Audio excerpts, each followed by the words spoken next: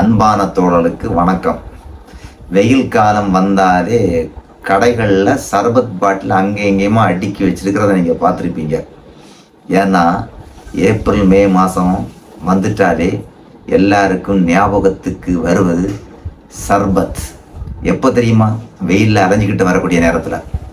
அந்த சர்பத்துக்கு கூட எலுமிச்சப்பழம் சாறு விட்டு அது கூட தண்ணியும் ஆட் பண்ணி குடித்தா தான் டேஸ்ட் நல்லா இருக்கும். வெறும் சர்பத்து குடித்தாச்சுன்னா அது வேறு வித பிரச்சனை உண்டு பண்ணிடும். அப்போது இந்த சர்பத்து தயாரிக்கிறதுக்கு எலுமிச்சம்பழம் தேவை.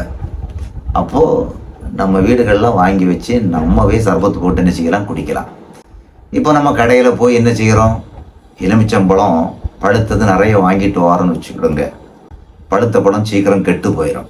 இது கெட்டு போகாமல் நிறைய நாள் வைக்கணும்னா டிஷ்யூ பேப்பர் இருக்குது பார்த்தீங்களா? டிஷ்யூ பேப்பரில் ஒவ்வொரு எலுமிச்சம்பழத்தை என்ன செய்யணும், பொதிச்சு காற்று போகாத டப்பா இருக்குது பார்த்தீங்களா? அந்த டப்பாவுக்குள்ளே போட்டு வைக்கணும். போட்டு வச்சதை நீங்கள் ஃப்ரிட்ஜில் வச்சிங்கன்னா நீண்ட நாள் கெட்டு போகாமல் இருக்கும். நன்றி.